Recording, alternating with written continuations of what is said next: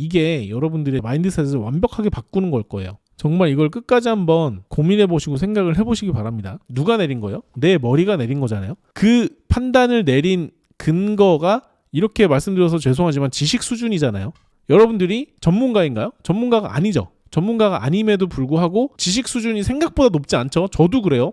저도 주식 투자에 대한 지식 수준이 그냥 평범한 정도입니다. 근데 주식 투자에서만큼은 남들에게 고집을 꺾지 않죠. 여러분 스스로가 내가 예측한 부분이 맞아떨어지지 않고 이렇게 하락하는데 맞을 거야, 결국엔 올라갈 거야, 이 기사가 얼마나 좋은 건데, 내 머릿속에서만 일어나는 일이죠. 이 현실 생활에서는 일어나고 있지 않죠. 계속 내려가죠. 결국에 진짜 내가 감당할 수 없을 만큼 내려갔을 때 손절을 하잖아요. 내가 이 기사를 보고 오를 것 같아 이렇게 생각하잖아요. 그리고 나서 이걸 매수하잖아요. 근데 만약에 그게 틀렸다고 생각해보세요. 이런 뉴스를 보고 이런 기사를 보고 이런 부분이 좋아서 앞으로 상승을 할 거다라고 여러분들이 예측을 했다고 가정을 해볼게요.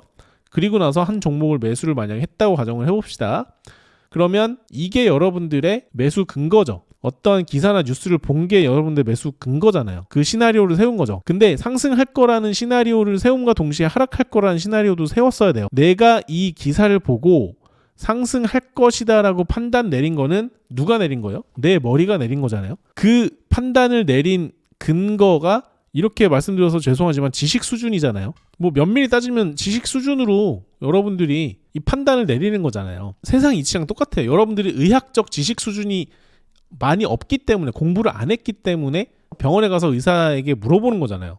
여러분들이 법적 공부를 안 했기 때문에 변호사한테 가서 물어보는 거잖아요. 판단을 내리기 위해서 이게 감기인지 암인지 아니면 심각한 뭔가 있는지, 법적 공방에서 내가 이길 확률이 있는지, 저 사람이 잘못했는지 내가 잘못했는지를 물어보기 위한 거잖아요. 근데 주식 투자할 때는 여러분들이 여러분 스스로 판단을 내린단 말이죠. 여러분들이 전문가인가요? 전문가가 아니죠. 전문가가 아님에도 불구하고 지식 수준이 생각보다 높지 않죠. 저도 그래요. 저도 주식 투자에 대한 지식 수준이 그냥 평범한 정도입니다. 근데 주식 투자에서만큼은 남들에게 고집을 꺾지 않죠. 여러분 스스로가 내가 이 기사를 보고 오를 것 같아 이렇게 생각하잖아요. 그리고 나서 이걸 매수하잖아요. 근데 만약에 그게 틀렸다고 생각해보세요. 매수하자마자 살짝씩 내려간다고 생각해보세요. 그러면 어떻게 생각해야 될까요? 내가 예측한 부분이 틀렸구나. 빨리 대응해야 되겠다. 대응 시나리오를 짜야 되겠다 라고 생각을 해야 되는데, 이상하네 라고만 생각하시는 분들이 있어요. 이상하네? 올라야 되는데? 내가 이걸 분명히 이 기사를 분명히 봤는데 이건 오를 기사인데 왜 안 올라가지? 라고만 생각하시는 분들이 있어요. 그러니까 매도할 생각이 없는 거지. 그러다가 이렇게 폭락을 맞아버리는 겁니다. 그래서 이 밑에 가서 깨닫는 거예요. 틀렸구나. 이거 가는 게 아니었구나. 이렇게 생각하시는 부분들이 많잖아요. 그러면 이런 것들을 내가 지식 수준이 엄청나게 높지 않잖아요. 이 주가를 판단하기 위한 지식 수준을 말씀드리는 거예요.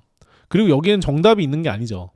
사실 의학 같은 것도 정답이 있는 건 아니에요. 왜냐하면 사람의 몸이 다 개개인별로 다르고 케이스도 다르고 그런 것들을 엄청나게 스터디하고 진짜 대량의 데이터들을 쌓아놓고 계속해서 지속 발전을 시켜왔기 때문에 의학이 발전을 했던 거고, 사람마다 다른 케이스 때문에 어떤 사람은 같은 병에 걸려도 사망할 수 있고 어떤 사람은 같은 병에 걸려도 다시 기적적으로 살아날 수가 있는 거잖아요. 그러니까 의학도 정답이 없지만 엄청난 학술과 그리고 데이터들이 모여서 지금까지 시간을 들여서 학술지라든가 아니면 세미나 이런 것들을 통해서 그 지식을 나눔으로써 의학이 발전을 해온 거잖아요. 최근에 AI가 나오면서 신약 개발도 하고 사람이 하지 못했던, 시간이 엄청나게 들였던 것들도 엄청나게 단축을 하죠. 마찬가지예요. 주식 투자도 그렇게 가야 되는데 이미 이런 투자 은행들 있죠? IB들 이미 그런 것들을 공유를 하고 막대한 수익을 내고 있잖아요. 맞잖아요. 골드만삭스나 이런 곳들 있죠. 이런 곳이 지금 수익을 안 내고 있는 게 아니잖아요. 그들이 수익을 내고 있잖아요. 그들은 막대한 데이터와 지금까지 쌓아놨던 지식들을 활용해서 이런 판단 근거를 세운 뒤에 수익을 내고 있습니다. 물론 이제 주식 투자뿐만 아니라 다른 투자들도 많이 하겠죠. 고객들에게 이런 수수료도 받고, 물론 이제 수수료를 받는 기준은 수익을 내는 기준이겠죠. 근데 이제 우리는 개인이란 말이죠. 개인은 이런 시스템을 구축하기는 굉장히 쉽지 않죠. 그리고 이런 시스템을 구축을 해봤던 사람들은 좀 유리한 면이 있죠. 데이터를 다뤄봤다든지 아니면 정리하는 스킬이 있다라든지 또는 예측하는 감의 영역 있죠.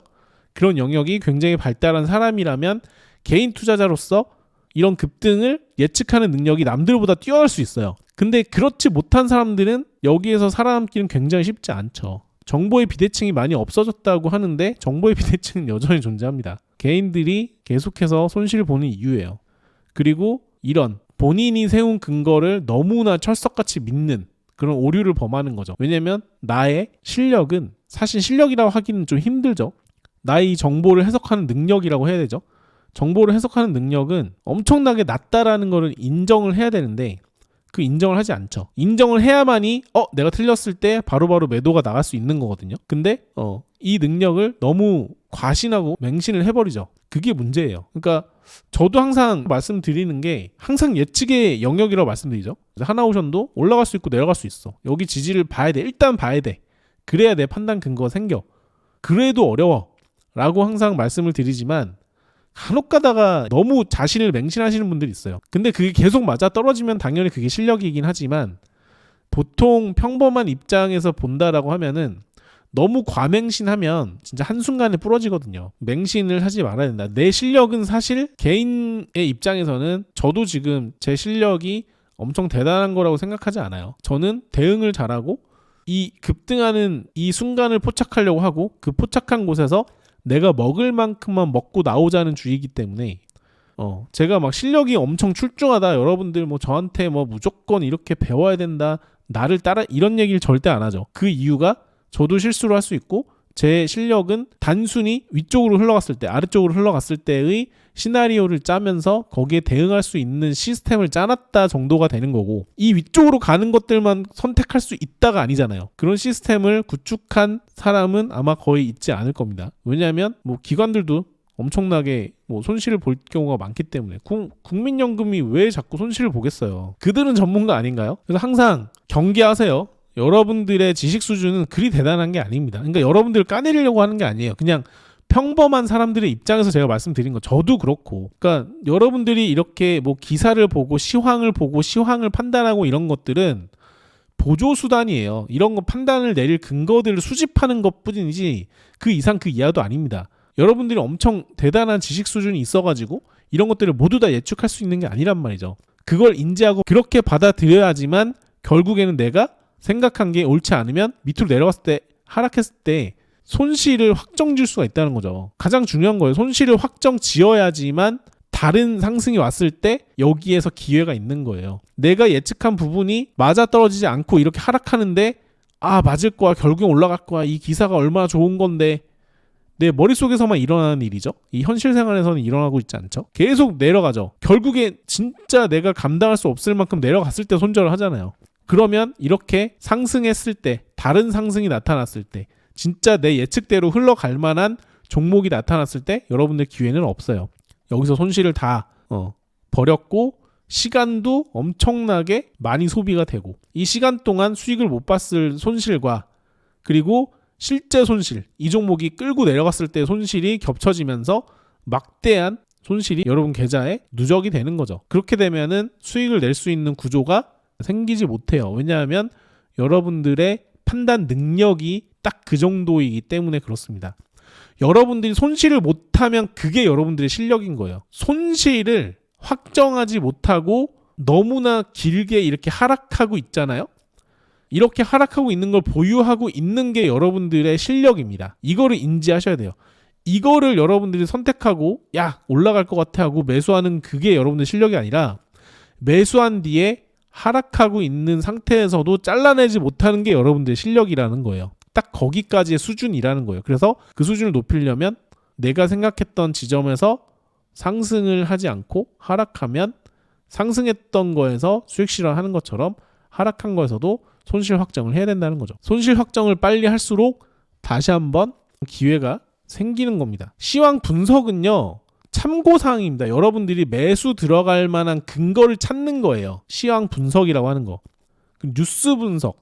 까놓고 말해야 돼요, 여러분. 그러니까 솔직해져야 돼요. 여러분 스스로에게 솔직해져야 돼요. 여러분들이 이걸 전공하셨나요? 여러분들이 바이오를 전공하셨어요? 아니면은 조선업계에 발을 담고 계세요? 그냥 인터넷에 떠도는 기사와 재무제표를 보거나 그런 게 다잖아요. 전문가가 아니잖아요. 전문가 수준으로 공부하려면 몇 년 공부해야 되잖아요. 한 분야에서. 그건 맞잖아요. 근데 이런 기사 몇 개 읽고 이 기사 좋다라고 의도적으로 쓴 기사들도 섞여 있죠. 나쁘다라는 의도가 섞인 기사들도 섞여 있죠. 그런 기사들을 여러분들이 판단을 내릴 근거가 있나요? 없잖아요. 그걸 받아들이시라는 거죠. 여러분들의 지식 수준은 주식 투자를 하기 위해서 필요한 그 지식 수준에 한참 미달합니다. 저도 마찬가지예요. 제가 뭐라고 화장품 업계를 압니까? 제가 뭐라고 반도체를 알겠어요. 공부해봤자 정말 베이직밖에 안 돼요. 반도체 업계에 종사하고 계시는 분들에게 물어보면 제 지식은 요만큼일걸요? 그냥 기사나 읽고 그런 거에서 뭔가 내가 안 것처럼 착각이 들겠지만 내가 이런 기사를 읽고 이 종목이 상승할 거라고 생각하는 것 자체가 너무나 얄팍하고 낮은 지식 수준으로 내리는 판단이기 때문에 저는 그 판단 근거가 너무나 미약하다는 걸 알아요. 그렇기 때문에 내 예상과 반대로 가면 빠르게 손절을 해야 되는 거죠. 이거를 받아들이셔야 돼요. 주식과 여러분들의 지식 수준은 별개고 이 주식 투자를 잘하기 위해서 이런 것들이 없으면 안 돼요. 그래서 꾸준하게 해야 되는 건 맞아요. 하지만 이게 전부는 아닌 거예요. 뉴스, 시황, 뭐 특징주 막 이런 것들 공부하고 차트도 해야죠. 지지저항 그리고 이평선 여러분들이 생각하는 보조지표 이런 건 다 각자 하는 거니까. 그리고 호가창, 체결창, 그 종가 매수 아니면 단타 이런 것들 전부 종합적으로 판단을 해서 매수를 하고 여기에서 얻어진 데이터로 내가 상승할 거라고 생각했기 때문에 매수했잖아요. 근데 매수했는데도 불구하고 상승 안 한다? 그러면 빠르게 이걸 다 폐기시켜버리고 빠르게 매도를 해야죠. 왜냐면 이 판단 근거는 사실상은 쓰레기일 수밖에 없어요. 근데 이런 것들이 올라가는 확률을 제가 재는 거잖아요. 올라가는 확률이 높아질 만한 요소들만 남기는 거예요. 주식 투자를 위해서 개인들이 하는 건 다 거기서 거기입니다. 뉴스 보고 테마 나누고 차트 보고 일봉 보고 분봉 보고 보조지표 보고 기초에서 조금 더 발전한 형태죠.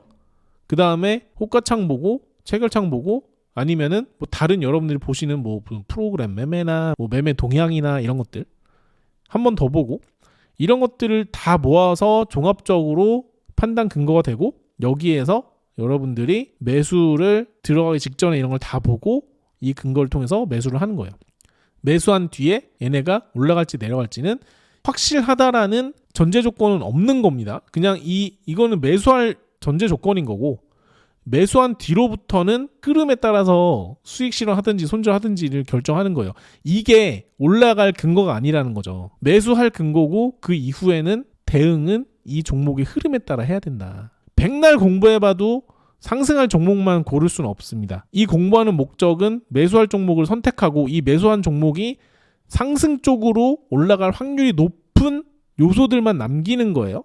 다 공부를 해보고 이것도 빼보고 저것도 빼보고 이거 추가해보고 저거 빼보고 여러 요소들을 추가하고 빼기도 하고 하면서 올라갈 확률을 높이는 작업을 하는 게 바로 공부라는 거예요. 주식 투자 공부. 그리고 올라갈 확률, 내가 선택한 종목이 올라갈 확률을 높이는 요소들만 남기는 게 바로 기법이라고 하는 겁니다. 그리고 이 기법을 가지고 매수를 하는 거고 매수한 뒤에 대응을 하는 게 마인드셋이에요. 마인드셋. 내가 이게 올라갈 확률이 높은 것 뿐이지 무조건 올라간다라는 생각을 하는 게 바로 여러분들이 마인드셋이 안 된다는 증거고 그렇기 때문에 손절을 못하는 거고 뇌동을 하는 겁니다. 그게 이렇게 연결이 되는 거예요. 매수할 근거가 있다라는 거지 얘가 상승할 근거가 된다라는 게 아니라는 겁니다. 이게 여러분들의 진짜 마인드셋을 완벽하게 바꾸는 걸 거예요. 정말 이걸 끝까지 한번 고민해 보시고 생각을 해 보시기 바랍니다.